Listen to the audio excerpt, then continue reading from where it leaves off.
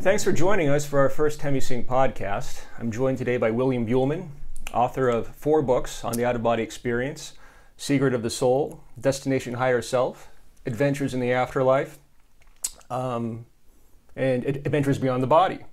Bill is also guest trainer at the renowned Monroe Institute, where he teaches an intensive 6-day course on the out-of-body experience. He's also a certified hypnotherapist, and perhaps most importantly, recently recorded a Hemi-Sync album with us called Out-of-Body Techniques, which I think is one people have been waiting for a long time. I thought it was really well done. It predates my time here, so I can't take any credit for it. So, I mean, having taken your course several years ago, I know that at that time there was no Hemi-Sync involved, and it took you a while to kind of warm up to Hemi-Sync. Why was now the right time to do this? Well, Hemi-Sync I've known for a long time that Hemi-Sync was a great product for relaxation and for getting people into a nice, relaxed, altered state. That's what it's famous for, and it's, of course, I have used it actually off and on for 20 years. I just didn't use it extensively in all the workshops I used to do around the world. So when I started doing my extended out-of-body exploration workshop at Monroe, I decided to incorporate it 100% into the program. I thought it was only fitting that be used as, since we're at the Monroe Institute, right. It was the appropriate thing to do. And people love it. A lot of the participants are familiar with it, and that was part of my decision too. The Monroe participants in general are very, very accustomed to the states that are available through that, and it helps them to get into that ideal state quicker. Great. And you know, I know that you did a similar set of exercises several years ago with a different publisher, and I thought this one, the most recent OBT set that you did with us, addressed many of those shortcomings. One is, you know, actually having the Hemi-Sync inside of the exercises, but also having an extended free flow at the end, which I think allows a user to have their own experience. Oh, absolutely. The people need time. The OBE state takes deepening. It takes some time, for most people at least, to get into the ideal state. And you need that extra time that was just not available in the other product. That's one of the main reasons I decided to do it, is because I thought, I was asked by many, many people, basically, when are you going to do this and do it in full length? Right. When are you going to have this full length with a full free flow available so that we have the time to do the exercise properly?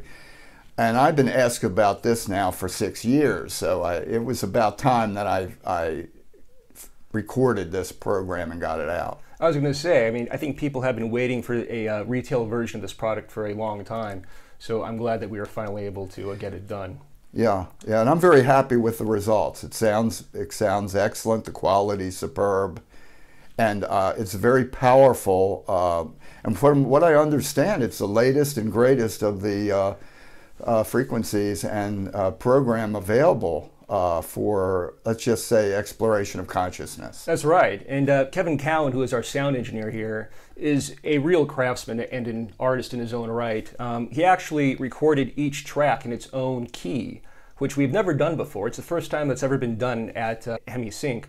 And the thinking is that some people respond better to a different key. Everyone kind of has their own key. And so I'll be curious how that is received. So far, the response has been very positive. Yeah, the response has been really great. Yeah, I knew there was a lot of layering done, and there was a lot of technology behind it.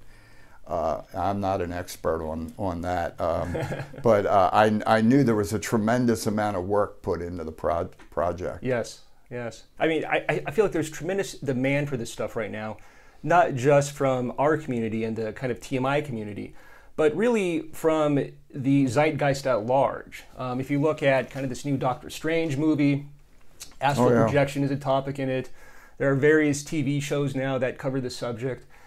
it seems like this stuff's really starting to go mainstream. Do you think it's possible that we're kind of reaching a point where these concepts are no longer so esoteric? Do you see anything in terms of the people that come to your workshops, or what you come across in your travels that might indicate that we're reaching some kind of a critical mass here? Well, there's definitely a huge increase in interest, and I think partially, especially in the last few months, I think the Doctor Strange movie has definitely had an impact on the group consciousness. Let's face it, modern society is very visual. More of them are going to watch that movie than will ever read a book on the topic, unfortunately. Right. And I was fortunate to have one of the books that are go-to books that have been out there for 20 years. And the subject matter is definitely, right now, it's exploding. I think it's because people want to know answers. People are tired of the belief systems. People want to have a way to obtain the answers for themselves without all this, let's just say, belief systems, all this, what now people call it fake news. There's a lot of, let's just say, misinformation out there about not only astral projection and out-of-body experiences, but all metaphysical topics, right. Altered states of consciousness. There's a tremendous amount of misinformation. And what I try to do in my books and my workshops is to explain it in a down-to-earth manner, right. that people can relate to and really use effectively in their explorations. Because the answers lie individually for us to become effective explorers of consciousness. It's not in the external world. The belief systems, the religions are not going to give us the answers, the big answers to who we are, where we come from, where we're going, and what our purpose is. That answer has to be found ourselves through our own inner explorations. And the more effective we become, the better information that's available, the better guidance, tools, and training that's available, the better people can obtain those answers for themselves. And that's what it's all about right now. Right. And so to the extent that, say, pop culture sensationalizes the out-of-body experience, do you think overall that helps the sincere, personal quest for self-knowledge and discovery and exploration of consciousness, or do you think it impedes it somewhat? Well, I think to some degree it's both. I think it's a double-edged sword. Yeah. I think, and I watched the movie, for instance. I watched it with my son. And it was, of course, sensationalized. Right. It wasn't at all realistic in many ways. But on the flip side, it got people to know that, hey, this could be real. This is interesting. This is exciting. That's what got people, I think, aroused would be the word about, and I got to know more about this subject matter. Because it is real. Yeah. Now, it's Hollywood typically sensationalizes everything, as we know. And they sensationalize this, especially his out-of-body experiences were sensationalized. But that's typical of what Hollywood does in all subject matter. But I think on the flip side, it really has gotten the interest level there, that people are willing to pick up a book now and say, hey, I got to study this and see there's something behind this. Because the out-of-body exploration, or what is some people call astral projection, has been around for thousands of years. The Bible talks about it. I mean, it has been out there forever. The Buddhists talk about it. The Dalai Lama mentions it. On my website, I have a quote about the Dalai Lama stating about OBEs. This is part of many religious cultures. They just have their own way of speaking about it. So it's about time, I think. It's past due that we get some, let's just say, focus on this area that's so important to the exploration and evolution of consciousness. Right. And so, I have, some of my own workshops, and, I find that there is tremendous demand for this stuff. Maybe in some sense too much demand. So people come and all they want to do is get out of body or, astral project.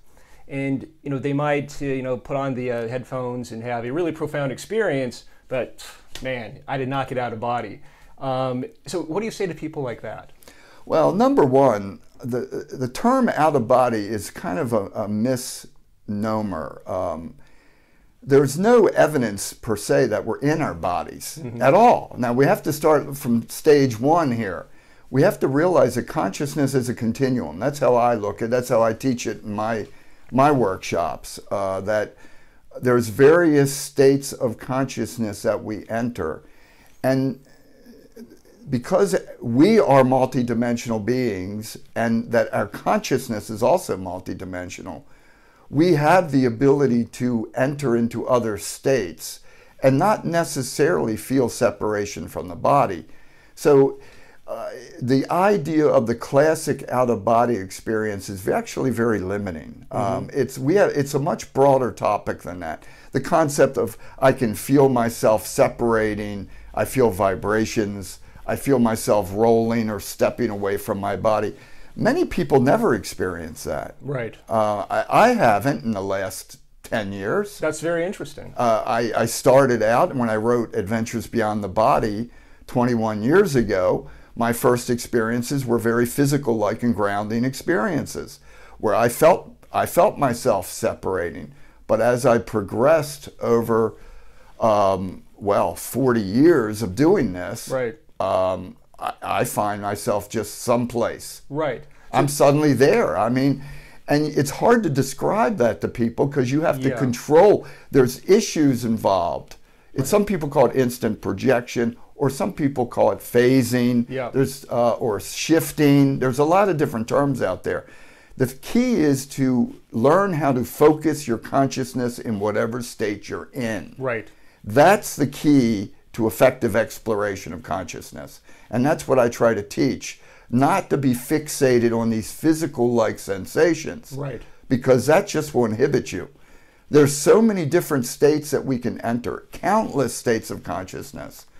But the key is to control them through your own focus, which I developed tools, many, many years ago, and I write about them, like awareness now. You bring your awareness, you next level now if you need to change your focus. There's tools, there's affirmations, there's focus things that you can do to control and get the most out of each of your experiences, and that's what's most important. Well, it's very interesting to hear you say that because my experience has been similar. Experiencing the vibrational state and having that visceral feeling of leaving my body has become rarer for me over time. And I think lots of people kind of share that experience. But some people, I think, slip into a sense of despondency over it, and, thinking that, oh, it's not happening for me anymore. Yeah. And they'll spend all this time trying to do a technique to kind of capture that feeling. Yes. And my point to them is always, you can do tremendous work, like work with a big W, on yourself just by, having an experience and putting your consciousness somewhere. And being so focused on kind of the moment of exit, doesn't always serve you well. Yeah, we have to be aware of all times that there's many ways that we can have these experiences. And unfortunately, people have focused on the one way. Right. And that is this, I have to experience, and I deal with this in my workshops day one now, and I spend quite a bit of time on it. You don't have to have the vibrational state. You do not have to feel any exit. None of those things are necessary. In fact, for many people, they're quite limiting. Right. Again, that's a double-edged sword because the vibrational state for some people is scary. Yeah. So it's actually better for most people not to go through that, what is unfortunately now the traditional out-of-body experience. And just allow yourself to let go and be. And that's a much more effective, I find, approach. And that's what I've been teaching here at Monroe at the Institute now for 6 years. The ability for people to just let go. Don't think about your body. There's still certain basics, like never think about your body. Don't dwell on anything related to your body because that'll bring you back. Right. There's still, you need to know the basics. Right. But it's all about focusing your state of consciousness and maintaining that state and making that state as real. Because reality is relative to the perceptions of the individual. Right. And if you have the majority of your state of consciousness in any locale, that is the only reality that is good for you, that's real for you. Right. And that's what's important here. So you accentuate that, right. that new locale, wherever it may be. Whether it's a physical-like environment, or you could be in a void. Mm-hmm. You could be anywhere in the universe, really. Mm-hmm. But don't take it for granted that it's not real, just because it's different. One of the problems that I found is that humanity is still so fixated on three-dimensional matter, they consider reality, the baseline of reality, to be 3D matter, where the opposite is actually true, I have found. Matter is just a thin epidermis of the universe. And as we move inward into these other states, we move beyond that 3D world that's what we consider solid. Mm-hmm. And we soon realize that the physical world is a tiny fraction of the continuum that exists. There's countless millions of realities. Right. And that we decide what's real for us. Right. Don't let someone else determine, and certainly don't base everything on matter being the center point, because matter is not. It's matter. In fact, let's face it, when we exit the body at death, this is no longer going to be real to us. We'll enter another reality. Only the reality that we are within and conscious and focused upon is real. Right. And we have to remember that.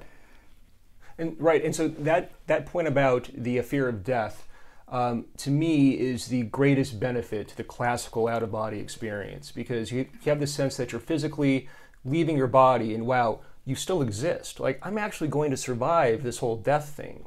And so for people that have not had that experience yet, and are maybe trying these techniques, you've compiled lots of data, right, from surveys that you've received over the years from people that you've solicited questions about the OBE experience from. What do you think is kind of a typical success rate for someone that is practicing diligently and doing a technique every day? How often do you get out? There's a wide spectrum of that depending on the person, and a lot of it has to do with their fear barrier. Yeah. I found that everybody has their own personal fear barrier. There's two issues that limits people in general, and this goes for all explorations of consciousness, not just OBEs. It could be shamanic methods, it could be hypnosis, it could be whatever. It's their fear barrier and their obsession with their physical identity. Mm-hmm. As long as you are totally indoctrinated that this biological machine is you, it's going to be difficult. Because it's like an anchor. Each individual creates their own anchors in the exploration of consciousness, which of course OBEs is part of that. Mm-hmm. And that is one of the big ones that's seldom discussed. Mm-hmm. You have to train yourself in a way to let go of this being me. Mm-hmm. I talk about this in some of my talks, that when I prolong my out-of-body experiences, my humanoid form dissolves away. Right. I become a point of consciousness. Right. With 360-degree vision. Right. That's what we are. Right. That's what but people don't, it's hard to relate to that. I understand that. Right. It's hard to perceive yourself in that way if you haven't experienced it. Right. So that is one of the issues that inhibit people in their explorations. So you have to train yourself to get over that and begin to open yourself to a wider vision of who you are. Right. Next, of course, is the fear barrier, which people have this, they think they're dying. They equate out-of-body experiences with death. I've been there, yeah. Yeah, and I can see how that's an issue. Yeah. It's even part of the 7 stages of a near-death experience, is now OBE is part of it. So people think they connect those two. But yet we know from decades and decades of experience that we can exist beyond the body without without our physical bodies at all, and do it effectively and for prolonged periods of time. Now, as far as percentages, everyone is really different in that regard. With dedicated action, it took me, 40 years ago, it took me 24 days. I write about it. I don't sugarcoat it. It takes dedication. It took me 24 days of daily activity, daily technique. I did the target technique for 20, and then I had my first OBE, which was mind-blowing, opened up a whole new world. But if I would have stopped at day 23, we wouldn't be having this conversation. Right. I mean, I'm not saying that this is for everybody, and that this, because it's like, just like yoga, just like any practice, just like any, it takes daily practice. Some people respond within a week.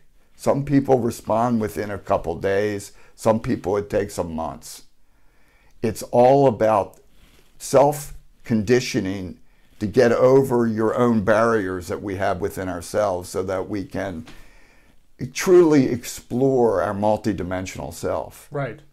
And so it seems like the typical experience, certainly early on, is, the out-of-body experience kind of starts in sort of, what you term the astral, which I guess is like the next less dense sort of vibrational level beneath the physical. But some folks like me, for instance, my experiences early on were like going through some type of a wormhole or a vortex, and I'm in some place totally different, non-physical.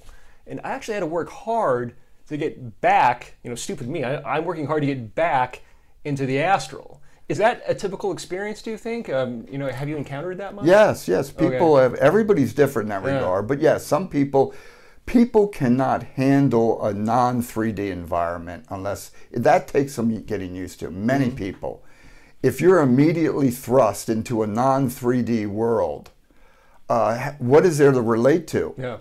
And if people freak out and they end up thinking about their body. The first thing people do when they want stability, they want the comfortable surroundings of form. They want a floor. They want a ceiling. Yeah. They want something that they can relate to. Reality is not always like that. You have to. That's one of the things that's important to pick up a book and read about this subject, because the majority I have found from my explorations, the vast majority of reality, non-physical reality, is not 3D at all. It's not structured or form-based. It's mostly voids. It's mostly, or semi-voids, or voids that are starting to become form-based. So we have to, there's different rules, for instance, there's different kinds of realities that we experience. I write about consensus realities, non-consensus, and voids, because they're the three most commonly we experience. And you have to be aware that they're all real. They're just different. Our perception of them is going to be different, and the rules that occupy each of these kinds of realities, how we function within them, is going to be different. So we can't use our physical. In other words, there's different rules of the road depending on the kind of reality you're in. We have to remember that everything is thought. Everything is ruled by thought. It's not, stability is created by your own focus and your own way that you manage your thoughts. And that's what needs to be learned. And it takes a little while. When you're in the experiences, you learn very quickly that you have to stay centered, you have to stay calm, you have to be very neutral in what you're projecting. In other words, every thought is a creative projection. And when you're in a non-consensus reality, which is one that can be shaped and formed by you, you're the creative force. So you have to be totally 100% responsible for every thought that you manifest and project.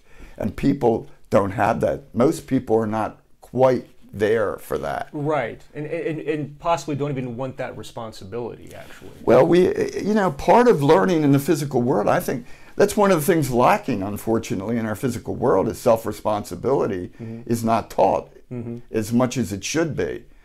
Because when you enter into a thought-responsive environment, you better take responsibility for your thoughts, or you're going to end up in let's just say, a less than necessarily pleasant experience, right. which happens in shamanism. It happens when people do ayahuasca. Right. If people are doing shamanic ceremonies, and you see these stories, they're slapping their legs, and right. your fears come up immediately. Right. But they're your manifestation. They're not an objective reality necessarily. You are creating. Your fears are taking shape. People don't understand that. And that's what I mean by taking responsibility. We are responsible for everything in our lives. And the thing is, when you leave your body or enter in altered states, the response to our thoughts happen 100-fold faster. Mm-hmm. Because we're no longer in the density of Earth that slows down this process. So we have to become adults. Right. And realize that we are the creative force. Very important if you want to ever become an effective explorer. And so I find that that's very common as well. People are concerned about having, a fearful experience. And so this kind of gets back to the fear barrier again. What do you say to people who are maybe resistant to this because, they don't want to have an experience that makes them uncomfortable or is perhaps even frightening? Well, I just did a newsletter in March that covers this entire topic. Mm-hmm. You have to be ready to take responsibility for your thoughts. Because once you realize that, it changes the game considerably. Let's face it, some people, if you've been totally indoctrinated from birth that there's devils and demons all around you and they're already going to pounce on you, you're probably not the ideal candidate to start exploring beyond your body. Yeah. And not because that there's an objective. I'm not saying that at all. Because you will create energy, let's say, that's reminiscent of your belief system. That's why I strongly recommend that people begin to work on themselves, to cleanse their own states of consciousness, to, let's just say, to reappraise everything you've learned. Because we grew up, all of us have grown up in a very fear-based society with fear-based belief. We all have. For 2,000 years, we've been indoctrinated with all these fears of fear of the unknown, fear of death, fear of entities, fear of abduction, it goes on and on and on. And that's part of many people's subconscious minds. So we have to begin to work on ourselves. That's why meditation plays a part. Right. That's why self-analysis plays a part. There's many aspects to the exploration of consciousness. It's not sexy, and that's why it's not talked about a lot. It's not exciting necessarily, so people glance over that and they want to get right to the meat. Right. Oh yeah, I want to leave my body and go explore. And when they find their first experience, they find out, oh, that was not what I was expecting. Yeah. Because people confront their own fears generally very quickly, just exactly the same way they do when they enter into altered states through shamanic practices, through ayahuasca ceremonies. It doesn't matter. Yeah. Same process here is at work.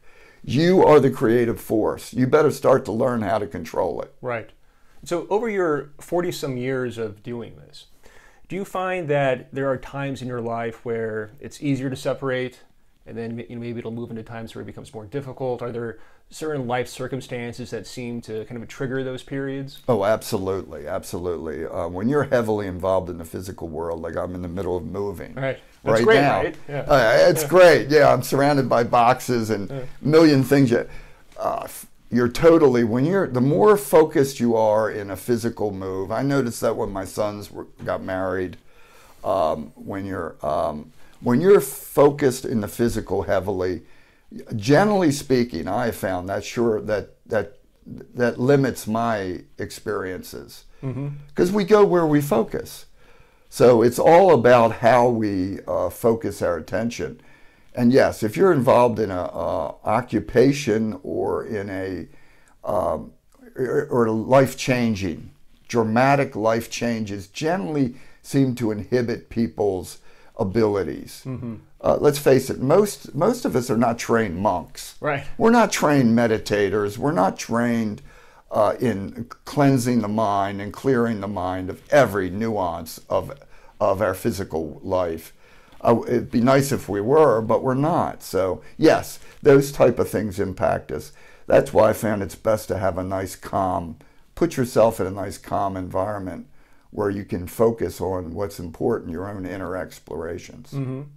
And how has your exploration informed your view of, for lack of a better word, because these are loaded words, enlightenment or self-realization, self-actualization? Do you have a view on that? Yeah, I do. I feel now those terms. They're loaded. They're very loaded terms. Yeah. That can mean many things to many people. Yes. But I think a big part of it is, what are we all seeking? Really, to know what we are. My feeling is the biggest question and the biggest issue facing humanity is that humans, the vast majority of humans, have no idea what they are, where they come. Think about it. Yeah. Humans don't know where they come from before they were born.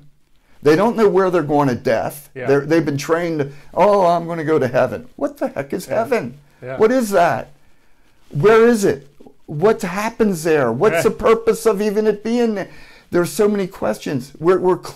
Humanity as a whole is clueless. They're born, they identify, they do the best they can in their bodies. So enlightenment to me is about obtaining the answers for yourself. What am I? What am I beyond this temporary biological body that I'm shedding? What am I? What's my purpose? What was the reason for me to even be born here and go through this? Many people consider it like the meat grinder of the physical world, because it's challenging. Yeah. It's a challenging school. That to me is what the process of enlightenment is obtaining the answers to what we are, so that and I don't mean believe, because beliefs just deter us in our exploration of the truth. We have to let go of the beliefs, all of them. I found that every belief that I was born with was all flawed or false. Every single one. Right. So I had to start over, and it's not easy to do that. It's not easy to let go of everything, because you put yourself in a void. But that's what I found to be necessary. So then I'm open. I don't have all that, let's just say, misinterpretation. In a sense, we have to begin that way, to cleanse ourselves of the falsehoods before we can open up to the truth. Yeah. And I think that's what enlightenment is becoming, knowing, having the experiences that will show us through personal experience what we are, where we're going, and what our purpose is. Right. And so do you think there's kind of an ultimate endpoint that we arrive at? Or, are there layers to this? Is it constantly unfolding, just infinitely mysterious? Definitely unfolding. Right. Because we're multidimensional beings, I found it. The whole idea of out-of-body experiences is, people look at it as a very one-dimensional process, where the opposite is actually true. Out-of-body isn't unfolding. First, people experience often their etheric body, which is what I call the parallel world, then the astral, then the mental. So we're constantly unfolding into aspects of ourselves and beginning to see this broader, magnificent actual picture of what we are. Because we're incredible beings that have, in a sense, locked ourselves in this little shell for a very brief period of time for experiences, of course. Not that it's not important. I want to emphasize here that I don't consider OBEs to be escapism at all, because this comes up. It's not escapism, it's inner exploration. I know that what I'm doing in the physical world is important. Yeah. I'm learning every day. I'm learning all the time. Right. So this is important. But it's also, I know that there's aspects, this huge spectrum of me that I also want to explore. It doesn't diminish the importance of the physical. It actually makes the physical more important to me, because I realize that I am a multidimensional being. And I'm using this biological body to communicate with and to get across. Well, it's one of the reasons I wrote 4 books. Yeah. I wanted to be able to communicate some of the stuff that I've learned from personal experience. Right. And I felt the burning need. The more experiences I had, the more I realized this information needs to get out there in a logical way that people can understand without all the mysticisms associated with it. There's a lot of terminology and the Eastern philosophies and all this language that is so difficult for the average person to understand. Right. That I wanted to cut through that. You don't need to learn Eastern mysticism to explore yourself. You just need your own method to go inward and explore and know for yourself. Because no culture, no one belief system has it all. Everyone has, throughout history, I've found, people have glimpses of things. And it's up to us to become effective explorers so that we can get the big picture and not depend on these limited snapshots that we get from past explorers of consciousness, no matter who it may be or how famous they may be. So it seems like there's a certain sincerity of intention that you have to do this work. There's a desire that you have to want to have these experiences. And at the same time, it seems like I've come across some people that maybe want it a little bit too much. And so there's a certain balance that needs to be struck. Do you agree with that? And how do you kind of approach that with people that might be wanting it a little bit tee much and kind of getting in their own way? Yeah, I deal with that in my workshops. There's a lot of people that come to my 6-day OB intensive, and they're really intense. Yeah, very intense, which is fine. Except you need to learn how to relax and let go, and that's the part that people forget. They're so focused on. We live in a society that's technique driven, and unfortunately, it's more than that. You could learn and do the most effective techniques in the world, but if you haven't taken care of your self-identity and your fears, then you're going nowhere. And unfortunately, it's a multifaceted approach. That's what I try to get across as much as possible. You have to deal with your own state of consciousness. You have to deal with your fears. For instance, if you have fears in the physical world, they're a reflection of inner fears. If you're afraid of snakes or spiders or bees or the dark or being whatever it may be, that is a physical manifestation of an inner fear that needs to be addressed. You just can't slough that off. I believe that in the physical world we have to confront our fears and then resolve them here and now. Whatever it may be, fear of heights. People like, oh, well, that's not important. That won't matter. Yes, it does matter. Confront it. Go up in a hot air balloon. Go whatever it takes. If you're afraid, deal with your fears, because that is influencing not only your out-of-body experiences, but your entire explorations of consciousness will be impacted. So we have to remember it's a multifold approach. And yes, relax. People get so intense on their fixated goal that they block. And I talk about this extensively. One of the most difficult things I've found from being a teacher is that one of the most difficult things to do is to let go. People have tremendous trouble with relaxation. They don't even realize that they're not relaxed. They think they're relaxed, but they're not actually relaxed. As long as your mind is tense, you are not relaxed. That's why it's important to learn, for instance, self-hypnosis techniques can be. Everybody identifies and finds different methods effective. I heavily suggest meditation and self-hypnosis. Hemi-Sync can help that in that regard tremendously. That's why Hemi-Sync, I think, became so popular right out of the gate many decades ago. Because it helped people. You put on your headphones, and you just flow with the signals, and it allows people to get into those altered states in a nice, relaxed way. And I think that's why, of course, I incorporated in both of my workshops. Yeah. Well, Bill, thanks for joining us. Thanks for recording out-of-body techniques with us.